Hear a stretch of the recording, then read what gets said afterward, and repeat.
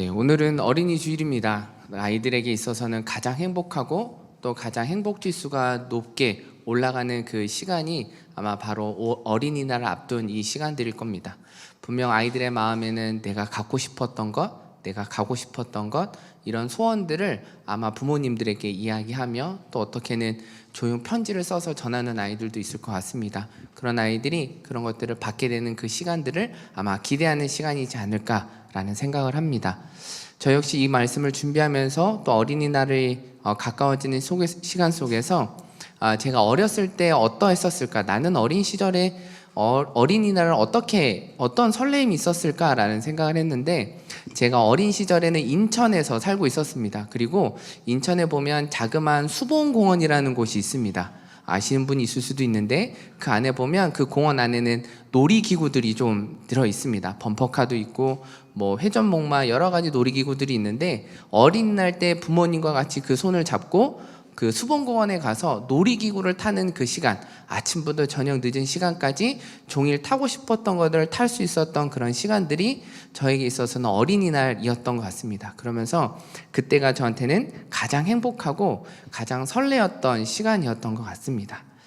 그러면서 한 가지 궁금한 것이 생겼습니다. 아이들에게 있어서 가장 행복한 시간은 언제일까? 무엇을 할 때 가장 행복할까라는 생각들을 하게 됐습니다. 그러면서 제가 남자아이 한 명의 조카가 있는데요, 그 조카에게 예전에 한번 물었던 적이 있습니다. 너는 뭐가 가장 좋아? 라고 물어봤더니 지금 조카가 꽂혀 있는 것은 전철입니다. 그래서 쉬는 날, 부모님이 쉬는 날이면 항상 전철을 타러 갑니다. 지금 인천 갖고 있는 아마 호선별로는 웬만한 그 전철은 다 탔던 것 같습니다. 한 몇 시간씩 전철을 타더라고요. 그러면서 왜 전철이 좋아? 라고 물어보면 자기는 꿈이 전철 기관사가 되는 게 꿈이라고 합니다. 그러면서 삼촌에게 물어봅니다. 삼촌, 내가 몇 호선을 운전하면 좋겠어? 라고 물어보더라고요. 그러면서 그래도 2호선은 사람들이 많고 멈추는 시간들이 뭐 이렇게 문제들이 좀 많이 일어나니까 그래도 그나마 무난한 4호선이 낫지 않겠니? 라고 이렇게 이야기했던 적이 있는데, 그만큼 아이들에게 있어서는 그렇게 큰 것이 행복한 것이 아니라 사소한 것 하나하나가 그 아이들에게는 행복을 주고 기쁨을 주는 것 같습니다. 이러면서 말씀을 준비하고 아이들이 어떤 것이 행복할까라는 것들을 나누면서 한 가지 영상을 찾게 되었는데요, 그 영상은 언제 초등학생 아이들이 가장 행복할까에 대한 내용들을 아이들한테 인터뷰를 통해서 따왔던 영상입니다. 짧은 영상인데요, 우리 영상 하나를 보면서 아이들이 언제 행복한지 우리 같이 한번 살펴보기를 원합니다. 엄마 아빠랑 가족끼리 배달 음식 먹을 때, 엄마가 안아줄 때, 포근하게, 엄마가 예쁜 목소리로 말할 때요, 롱보드 탈 때랑 춤출 때예요.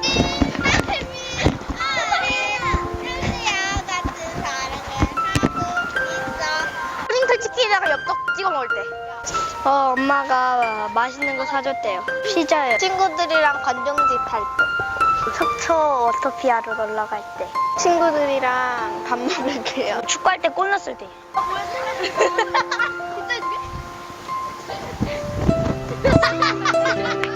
축구에서 골 넣었을 때. 이거요. 게임할 때요. 가족이랑 있을 때요. 놀 때. 핸드폰 할 때. 기프트 카드 이런 거 사줄 때. 잠잘 때요. 그 다음은? 낮잠 잘 때요. 그 다음은? 밤에 잠잘 때요. 물볼 때도 행복하죠. 걸리면 죽어요. 너무 시기가. 용돈 받을 때요. 치킨. 밥 먹을 때.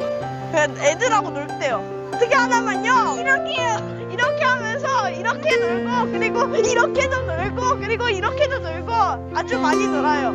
공부 안 할 때요. 생일 때요. 돈 받고 선물을 받아서요. 숙제 안 할 때요. 남자친구랑 있을 때. 엄마가 잘했어. 이런 소리 들을 때요. 네, 짧은 영상이지만 이 아이들이 초등학생 아이들이 느낄 때 언제가 가장 행복할까? 또 언제가 기쁠까, 좋을까라는 것들을 우리가 잠시나마 보게 되는 것 같습니다.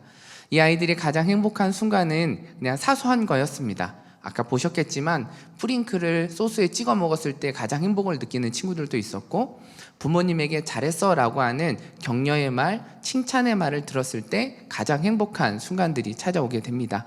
이렇게 사소한 것 하나하나를 그 속에서 행복을 누리는 이 아이들이 중학교로 올라가고 고등학교로 올라가는 그 모습 속에서 이 아이들이 이런 사소한 것에 행복을 느끼고 만족을 느끼지 못하는 그런 경우들을 보게 됩니다. 왜 이 아이들이 초등학교 어린 시절에는 사소한 것 하나에 행복을 느끼고 있는데 왜 중학교, 고등학교 올라가면 그 아이들이 그러한 것, 사소한 것 하나하나에 행복을 누리지 못할까? 왜 그런가? 라고 하는 것들을 좀 자료들을 좀 찾아보니 OECD 회원국가 34개국 중에서 4개국에서 18세 미만 아동 청소년들을 대상으로 행복 지수를 조사했다라고 합니다. 어떠한 결과가 나왔을까? 화면에 보시면 잘 보이시지 않겠지만 중간에 주황색으로 되어 있는 그게 지금 OECD 국가 중에 7.6이라고 하는 점수가 나오는데 이것이 평균 점수라고 합니다. OECD 회원 국가들 중에 행복지수의 점수는 7.6입니다. 그리고 가장 행복한 스페인의 점수는 8.1이라고 합니다. 그럼 대한민국은 몇 점일까요? 대한민국은 위에서 찾으시면 어렵습니다. 밑으로 쭉 내리시면 대한민국이라고 되어 있고 6.6이라고 기록하고 있습니다. 대한민국 아이들의 행복지수는 6.6이라고 합니다. OECD 국가 중에 최하위에 지금 기록하고 있습니다. 그런데 이 조사들은 2009년부터 처음으로 시작되어지는 조사였습니다. 그런데 매년 조사할 때마다 대한민국의 점수는 이와 비슷한 결과들을 계속 나타났다라는 겁니다. 상위로 올라가지 못하고 최하위에 계속 행복지수가 머물러 있었다라고 하는 겁니다. 왜 이러한 결과가 나왔을까? 이거에 대하여서 한국 아동들이 행복하지 않은 이유가 무엇인지 한국청소년정책연구원에서 연구를 하고 설문조사를 하면서 나왔던 결과 자료인데요. 어떤 거냐면 화면에 보시면 한국 아동의 70%는 시간이 부족하다고 합니다. 또 한국 아동의 38%의 응답은 잠이 부족하기 때문이다라고 이야기하고 한국 아동의 66%가 스트레스가 있어서 행복하지 않다라고 이야기하고 있습니다. 왜 아이들이 시간이 부족할까? 왜 잠이 부족할까? 왜 스트레스가 많이 받게 되어질까? 이런 부분들에 대해서 우리가 의문을 갖게 됩니다. 충분히 자는 것 같고 충분한 시간을 갖고 있는 것 같고 스트레스도 그 아이들에게 많이 주고 있지 않은 것 같은데 라고 생각하지만 이 모든 그 응답에 나와 있는 내용들을 좀 살펴보면 거의 대부분 학업에 있었습니다. 성적에 대한 압박들이 그 아이들에게 스트레스를 주게 되고 그걸 하다 보니 잠을 자는 시간들이 많이 줄어들게 되고 그러면서 많은 시간을 투자하다 보니 나만의 시간을 갖고 있는 경우들이 거의 없게 되어지면서 그 아이들의 행복지수는 많이 떨어지게 되었다라고 하는 것입니다. 우리가 영상에도 잠깐 보았지만 이 아이들은 사소한 것에 대해서 행복을 느끼고 기쁨을 느끼는 그 아이들이었는데 점차 중학생이 올라가고 고등학생이 올라가는 그 모습 속에서 그 아이들이 가장 행복한 순간은 대학교 입학했을 때, 입시에 성공했을 때 그 아이들이 가장 행복하고 이것이 행복을 좌지우지하게 되어진다라고 하는 것을 보게 됩니다.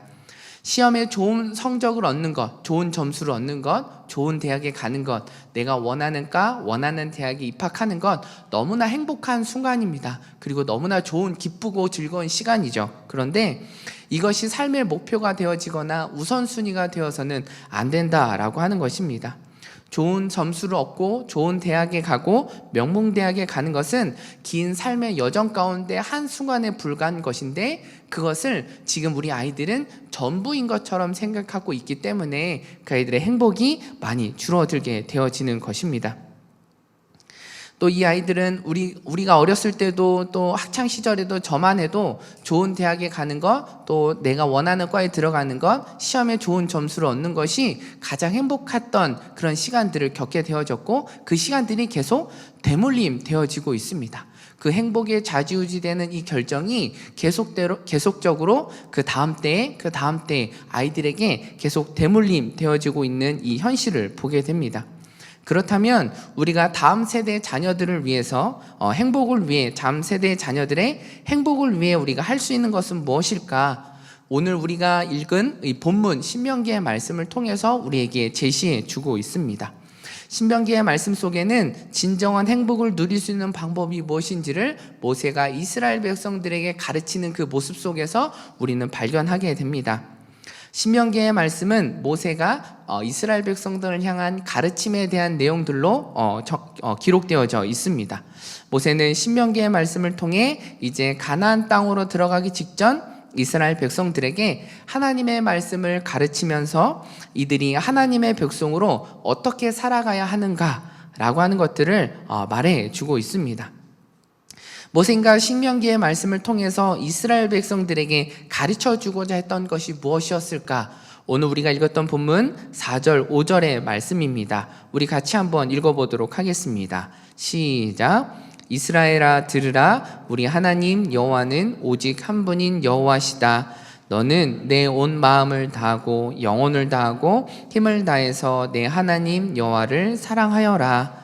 4절에 이스라엘아 들으라 라고 말씀하고 있는 이 쉐마의 말씀을 보여지게 됩니다. 단순히 들으라 라고 하는 것만을 모세가 이스라엘 백성들에게 이야기한 것이 아니다 라고 하는 것이죠. 이 들으라 라고 하는 이 쉐마의 말씀 안에 담겨져 있는 것은 듣고 순종하라, 그리고 자녀들에게 가르치라 라고 하는 이 말씀이 모두 다 담겨져 있습니다. 우리가 무엇을 들어야 하고 순종해야 하는가, 그 이후에 말씀하고 있습니다. 바로 우리 하나님 여호와는 오직 한 분인 여호와시다 라고 하는 것을 말씀해 주고 있는 것입니다. 이 말씀이 이야기하는 것은 무엇일까요? 이스라엘의 신 여호와께서 천지를 창조하신 조물주이시며 참되시고 살아계신 하나님이다 라고 하는 것입니다. 그 하나님을 향해서 우리가 어떻게 해야 되는가? 5절 말씀에 기록하고 있는 것처럼 마음과 영혼과 힘을 다해 하나님 여호와를 사랑하라 라고 말씀하고 있습니다. 마음과 영혼과 힘을 다하여 여호와를 사랑하라 라고 하는 이 말씀 속 안에 담겨져 있는 것은 우리 삶의 전 영역 속에서 하나님을 잊어버리지 말고 사랑하라 라고 말씀하고 있습니다. 모세는 이스라엘 백성들에게 구체적으로 이야기합니다. 사랑하라 라고 구체적인 행동의 모습을 보여주고 있습니다.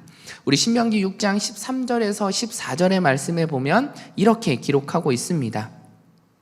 너희 하나님 여호와를 경외하고 그분만을 섬기고 그 이름을 두고 맹세하라. 너희는 다른 신들을, 곧 내 주변의 민족들이 믿는 신들을 따르지 말라. 하나님께서 어떻게 사랑하라, 모세가 이스라엘 백성들에게 어떻게 사랑해야 되는가 라고 하는 말씀을 보여주고 있습니다. 우리가 진정으로 예배해야 되는 대상이 누구인가, 우리가 믿고 따라야 되는 대상이 누구인가, 또 우리의 삶의 주인이 누구인지, 경배의 대상이 누구인지에 대해서 분명하게 제시해 주고 있고, 그 방법들을 보여주면서 이렇게 사랑해야 된다라고 하는 것들을 말씀해 주고 있습니다. 왜 모세는 이스라엘 백성들에게 마음과 영혼과 힘을 다해 하나님을 사랑해야 된다라고 말했을까요? 그리고 그 방법에 대하여서 13절, 14절의 말씀을 통해 구체적으로 왜 이렇게 이야기했었을까? 그것들을 우리가 좀 더 생각해 보면 이스라엘 백성들의 모습은 지금은 어떠한 상황인지를 우리가 좀 더 생각해 볼 필요가 있습니다.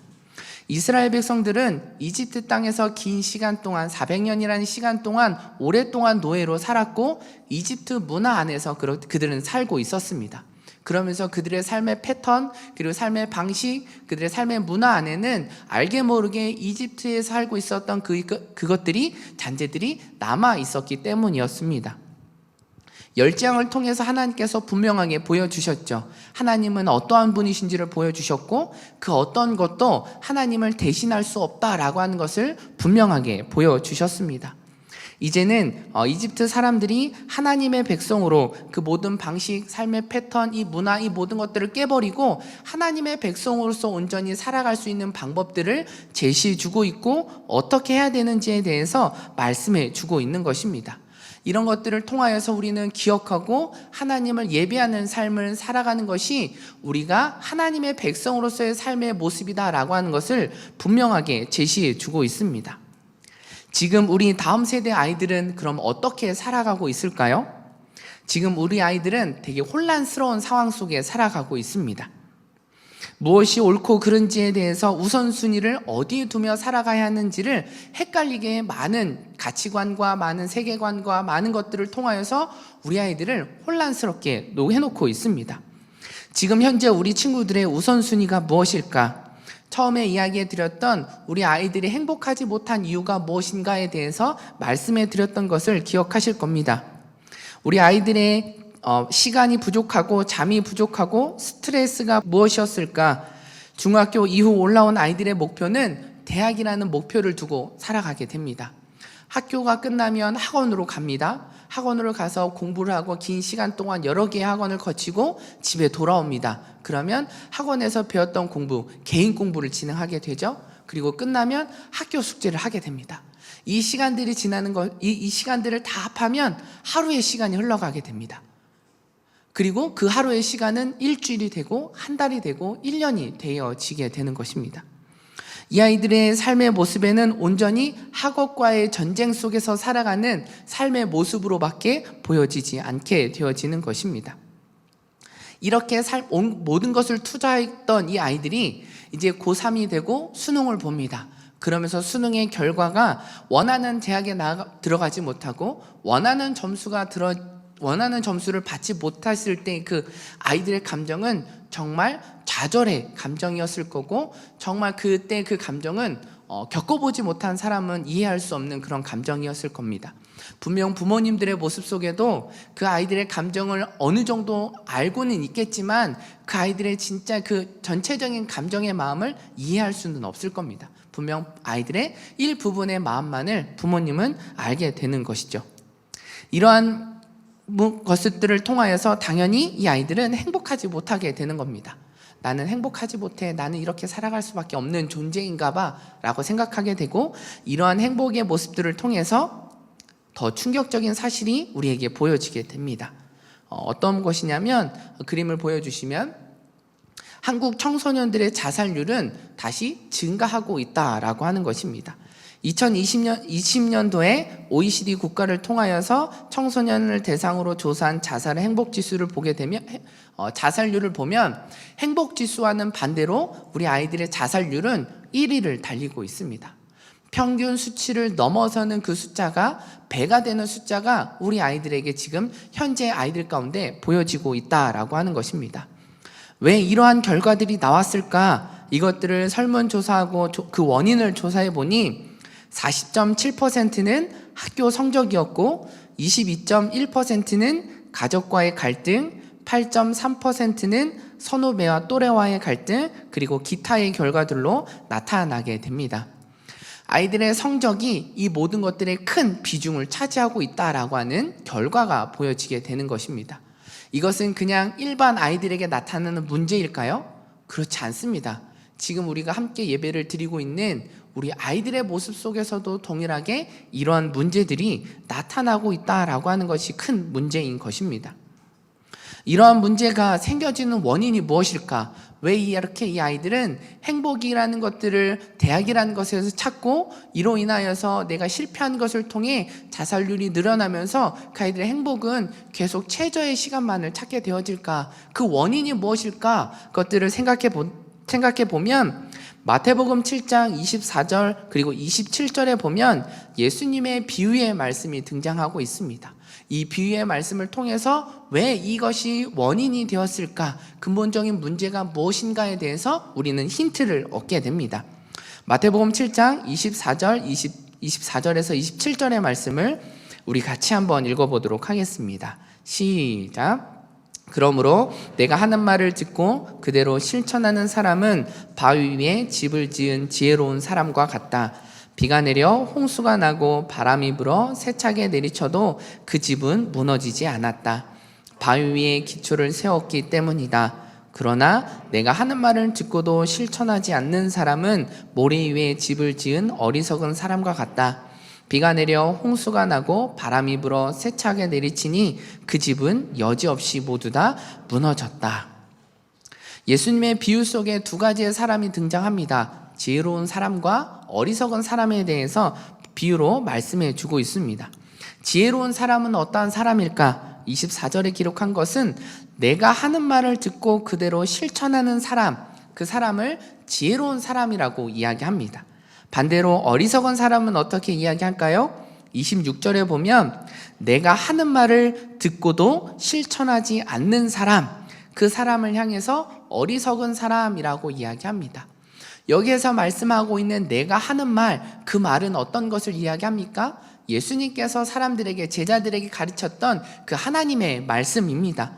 하나님께서 주셨던 그 계명을 이야기하죠. 하나님을 사랑하고 이웃을 사랑하라 라고 하는 그 하나님의 말씀을 듣고도 실천한 사람과 듣고도 실천하지 않는 사람에 대해서 이야기하고 있습니다. 이런 그 사람은 그냥 일상생활 속에서는 이것의 차이가 어떻게 드러나는지 알 수가 없습니다. 그런데 분명히 차이가 나는 순간이 있습니다. 그 순간은 어떠한 순간인가?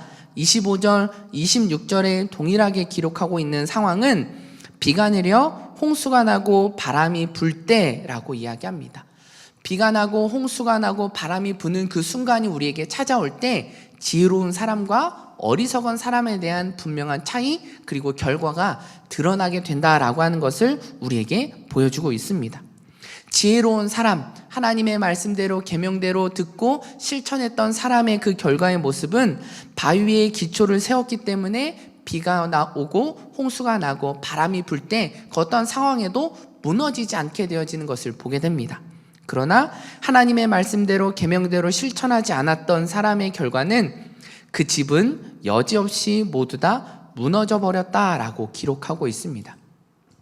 예수님께서 비유로 말씀하고 있는 이 말씀의 모습과 모세가 이스라엘 백성들에게 쉐마의 말씀을 통해서 하나님의 말씀을 전하고 있는, 가르치고 있는 이 메시지는 구분되어지는 메시지가 아니라 동일하게 보여지고 있는 메시지다라고 하는 것입니다. 우리가 무엇에 기초를 두어야 하는가, 우리의 삶의 목표를 어디에 두어야 하고 우리의 삶의 우선순위를 어디에 두어야 하는가라고 하는 것을 동일하게 말씀하고 있습니다. 그것은 하나님의 말씀이 우리 삶의 우선순위가 되어야 하고 목표와 방향이 되어야 하고 기초가 되어야 한다라고 하는 사실을 말씀해 주고 있는 것이죠. 이것을 모세는 이스라엘 백성들에게, 이집트 땅에 살았던 그 문화 속에 젖어들고 있었던 그 이들에게 동일하게 가르치며 말씀하고 있는 것입니다. 열재앙 속에서 보이셨던 그 하나님, 광야의 여정 속에서 보이셨던 그 하나님을 기억하고 하나님께서 주신 그 계명대로 우리가 실천하며 살아가는 것이 지혜로운 사람이다라고 하는 것을 우리에게 말씀해 주고 있습니다. 우리 신명기 10장 12절에서 13절, 우리 개역개정의 버전으로 우리 같이 한번 보도록 하겠습니다. 같이 한번 읽어보겠습니다. 시작. 이스라엘아, 내 하나님 여호와께서 내게 요구하신 것이 무엇이냐? 곧 내 하나님 여호와를 경외하여 그의 모든 도를 행하고 그를 사랑하며 마음을 다하고 뜻을 다하여 내 하나님 여호와를 섬기고 내가 오늘 내 행복을 위하여 내게 명하는 여호와의 명령과 규례를 지킬 것이 아니냐. 모세가 이스라엘 백성들에게 동일하게 말씀하고 있습니다. 그리고 좀 더 구체적으로 이야기합니다. 너희들이 어떻게 행복해질 수 있는지 그 비결을 내가 알려줄게 라고 이야기하죠. 어떻게 이야기합니까? 13절에 내가 오늘 내 행복을 위하여 라고 이야기하면서 12절과 13절 하반절에 보면 하나님을 사랑하고 하나님을 기억하고 하나님의 명령과 규례를 지킬 때 우리는 진정한 행복을 누리며 나아갈 수 있다라고 말씀해 주고 있습니다. 신명기 5장 10절에도 보면 이렇게 기록합니다. 나를 사랑하고 내 명령을 지키는 사람들은 천대까지 사랑을 베풀 것이다 라고 말씀하고 있습니다. 하나님의 은혜와 사랑을 받는 사람은, 천대까지 베품을 받는 사람의 모습은 어떠한 모습인가? 그것은 나를 사랑하고 내 계명을 지키는 사람들에게는 주어지는 행복의 조건이다 라고 하는 것을 말씀해 주고 있는 것입니다.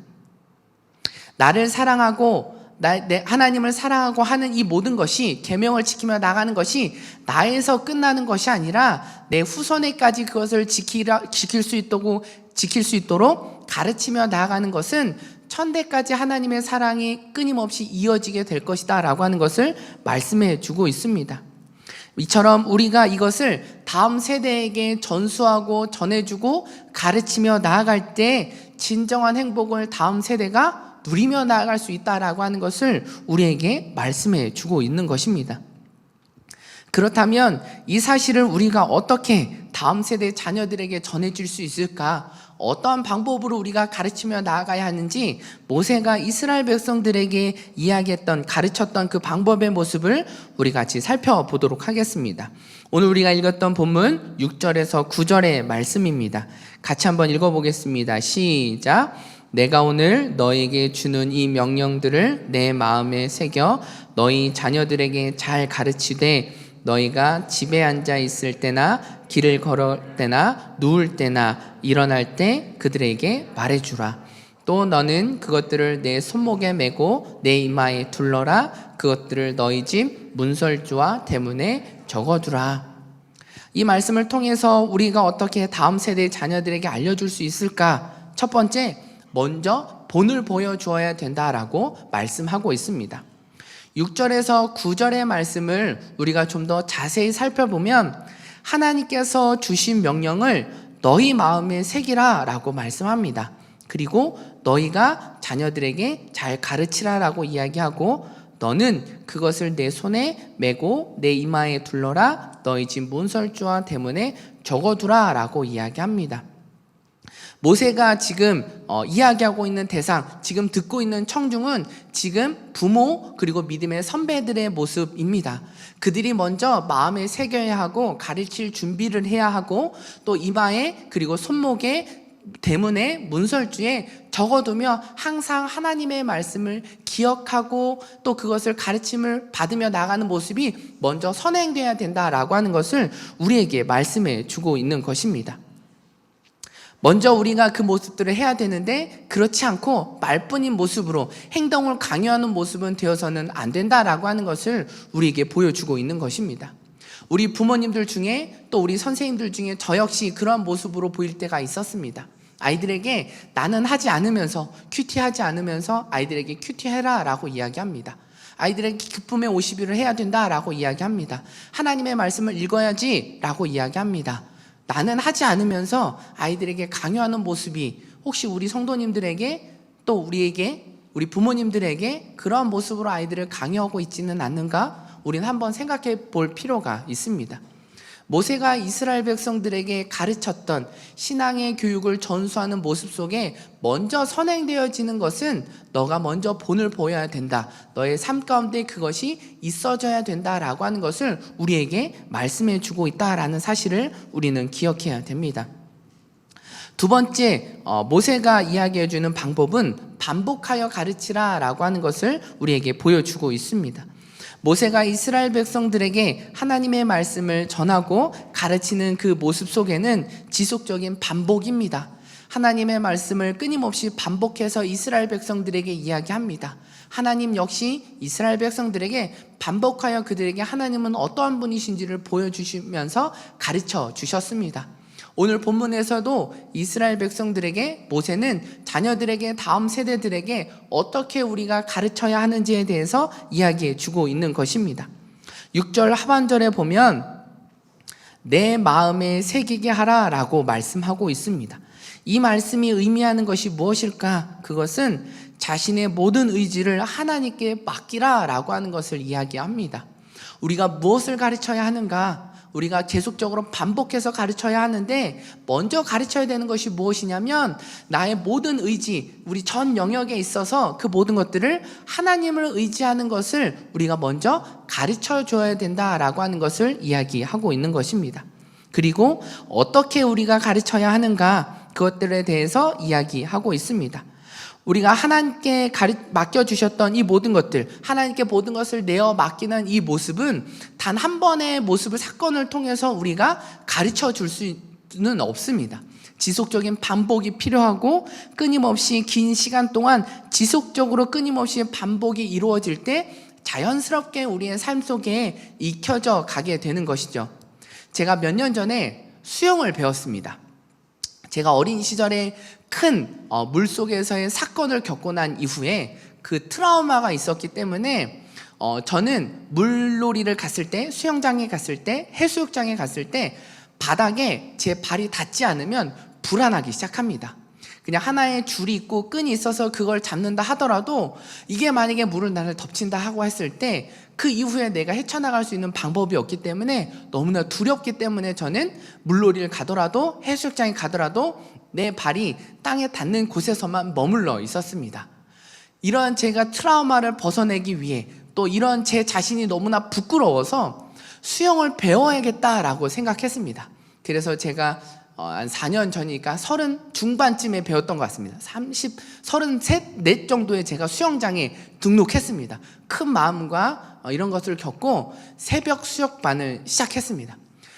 분명히 수영을 배워보셨던 분들은 아실 겁니다. 수영장에 처음에 가면 배우는 게 뭡니까? 음파부터 배우게 됩니다. 물에 그냥 벽 잡고 앉아서 쭉 내려가서 파 이거부터 반복적으로 배우게 됩니다. 숨 쉬는 방법을 어떻게 해야 되는지, 물속에서 어떻게 숨을 쉬어야 되는지에 대해서 가르쳐 주고 있죠. 그 다음에 이것이 훈련이 끝나게 되면 그 다음은 어떤 거를 배우게 됩니까? 발차기를 배우죠. 벽을 잡고 발을 차는 거, 킥보드판을 가지고 발을 차면서 가게 하는 거, 그 속에서 끊임없이 음파는 하라고 합니다. 계속적인 방법의 교육들이 이루어지게 됩니다. 그러면서 이것들이 좀 더 나아지면 자유형, 배영, 그 다음에 접영, 평영 이렇게 영법들을 하나씩 배워지게 되는데 그 배워지는 모든 과정은 반복입니다. 자세 하나하나를 계속적으로 반복해서 왔다 갔다 하는 그 시간들을 통해서 그것이 내 몸에 익숙해질 수 있게끔 수영을 배우게 됩니다.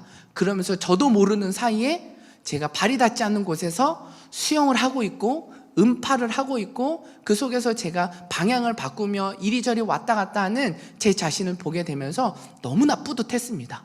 나도 이렇게 될 수가 있구나. 이런 트라우마를 벗어낼 수 있구나 라는 생각들을 갖게 됩니다.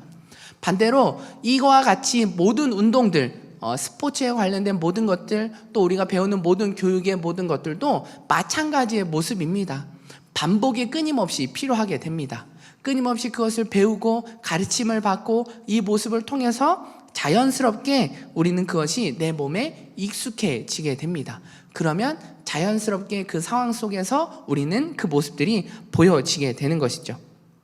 마찬가지로 모세는 이스라엘 백성들이 어떠한 상황에서도 나의 의지를 하나님께 맡길 수 있도록 반복해서 이루어져야 된다라고 하는 것을 보여주고 있습니다. 7절에 보십시오. 자녀에게 가르칠 때 어떻게 하라고 이야기합니까? 너희가 집에 앉아 있을 때나 길을 걸을 때나 누울 때나 일어날 때 그들에게 말해주라 라고 이야기하면서 내 때를 이야기합니다. 이 내 때가 의미하는 것이 무엇일까요? 그것은 때와 장소를 가리지 말고 자녀들에게 항상 반복하여 가르치라 라고 이야기합니다. 잠자리에 누울 때, 일어날 때, 식탁의 자리에 있을 때, 같이 걸어가는 순간 속에 잠시 같이 앉아있는 그 상황 속에서도 끊임없이 하나님의 말씀과 하나님은 어떠한 분이신지에 대해서 우리의 모든 의지를 하나님께 맡겨야 된다라고 하는 그 가르침을 끊임없이 반복해야 된다라고 하는 것을 이야기해 주고 있습니다. 어느 날 제가 차세대 학부모님 중에 한 분과 이야기를 하게 된 때가 있었습니다. 그러면서 이야기를 하면서 저에게 해주셨던 말씀이 이런 말씀을 해주셨습니다. 우리 아들이 매일 저녁에 잠잘 때마다 이야기 성경을 틀어달라고 그래요 라고 이야기해요. 저는 그 소리를 들을 때마다 와, 이 아이가 하나님의 말씀을 잠잘 때마다 듣기를 원한다고? 와, 이 아이는 커서 뭐가 될까? 라면서 너무나 기대가 되고 너무나 기뻤습니다. 근데 그 이후에 나온 어머님의 말씀은 저는 그것 때문에 잠도 못 자는데 자꾸 틀어달라고 해요 라고 이야기를 하는 거예요. 그러면서 어머님, 지금 이 아이가 어려서부터 하나님의 말씀을 듣고자 하면 너무 기뻐해야 되지 않겠습니까? 라고 이야기했던 적이 있었습니다. 이 아이는 유년부 아이입니다. 그 부서가 어느 부서고 담당 목사님이 누군지는 모르겠지만 너무나 훌륭한 부서이고 가르침이었던 것 같습니다. 아무튼 이렇게 이러한 방법으로 끊임없이 반복해서 내 때 상황과 장소와 시간과 상관없이 어느 때든 가르쳐야 된다라는 것을 이야기합니다. 그러면서 8절, 9절에 보면 손목에, 이마에, 문설주와 대문에 이것들을 붙이고 메고 다녀야 된다라는 것을 이야기합니다. 우리 그림 하나를 보여주시면 지금 현재 이스라엘 백성들이 하고 있는 것이죠. 이마에 붙이는 거, 그리고 손에 끈을 통해서 하고 있는 거. 하나 더 넘겨주시면, 그리고 대문에 대문 그리고 문설주에 붙여져 있는 저 메주자의 모습을 보게 되죠. 이렇게 그 안에는 신명기의 말씀이 그 안에 담겨져 있습니다. 그리고 그 이마에 있는 것 안에도 동일하게 신명기의 말씀이 담겨져 있죠. 하나님은 어떠한 분이신지, 또 우리가 어떻게 나아가야 하는지에 대해서 기록해 주고 있습니다. 이런 것들을 가지고 지금 차세대에서 하고 있는 사역들이 있습니다. 어떤 거냐면, 그림을 하나 넘겨주시면, 액자, 지금 보여주시는 것은 말씀 액자입니다. 이것은 저녁에 잘 때, 그리고 누워서 일어날 때 그 아이들이 하나님의 빛이다, 하나님의 빛이라고 하는 그 말씀을 보면서 우리 아이들이 하루를 시작할 수 있도록, 이건 특별히 야광 액자로 되어 있어서 하나님의 빛이라는 글자가 불이 꺼지면 환하게 비춰집니다. 엄청납니다. 또 하나 넘겨주시면, 말씀 액자입니다. 한 달 한 달 그 아이들에게 주시는 그 말씀들을 그 아이들에게 보여주게 됩니다. 근데 이 말씀을 어디에 붙여야 되는가? 현관에 붙이라고 이야기합니다. 길을 걸어갈 때, 우리의 삶을 시작을 할 때 우리가 하나님의 말씀을 먼저 읽고 하루의 일과를 시작하도록, 그리고 돌아왔을 때 그 말씀을 보면서 하루를 마무리할 수 있도록 이러한 사역들을 하게 됩니다. 내 때의 모습들을 가지고 이야기하는 거죠. 이 아이들이 어느 순간에서도 하나님의 말씀을 기억하며 나아갈 수 있도록 끊임없이 우리는 아이들에게 이야기합니다. 그런데 이것이 교회 안에서만 이루어진다고 그 교육들이 이루어질까요? 그렇지 않습니다. 모세가 이스라엘 백성들에게 분명히 이야기하는 것은 부모들에게 자녀들에게 가르치라라고 이야기합니다. 함께 생활하며 나아가는 너희 부모, 그리고 믿음의 선배들이여, 너희들이 가르쳐야 된다라고 하는 것들을 우리에게 말씀해 주고 있는 것입니다. 그러나 이 모든 것들의 가르침 속에는 가장 중요한 사실이 있습니다. 그것은 처음에도 이야기했지만 그것을 우리가 삶으로 먼저 보여줘야 된다라는 것입니다. 삶으로 보여지는 그 교육이 진정한 교육의 모습이고, 그 아이들에게 정말 그 마음 가운데 전해지는 진정한 교육의 모습이 되어진다라고 하는 것입니다. 우리가 끊임없이 우리 다음 세대 아이들에게, 자녀들에게 하나님이 어떠한 분이시고 우리에게 말씀하신 것이 무엇인지, 우리의 삶의 목표와 방향이, 기준이 어디에 두어야 하는지를 우리가 끊임없이 그 아이들이 듣지 않는다 할지라도 끊임없이 반복해서 그 아이들에게 이야기 가르쳐주고, 내가 그렇게 살아가고 있는 모습, 현실 속에서 찾아오는 그런 많은 그런 다툼 속에서도 내가 그것을 지키려고 하고 노력하며 나아가는 그 모습 속에 보여주시는 그 하나님의 놀라운 은혜, 그 사랑, 인도하심을 우리 아이들에게 경험한 것들을 나누어 준다라고 한다면, 분명 이 아이들은 그 삶 속에서 보여지는 것을 통하여서 현실의 세상 속에 나가는 모습 속에 하나님이 오직 유일하신 하나님이시다라는 사실과 우리의 모든 것들을 하나님께 맡길 때 일하시는 그 하나님의 모습들을 우리는 경험하고 그 아이들도 느끼게 될 것입니다.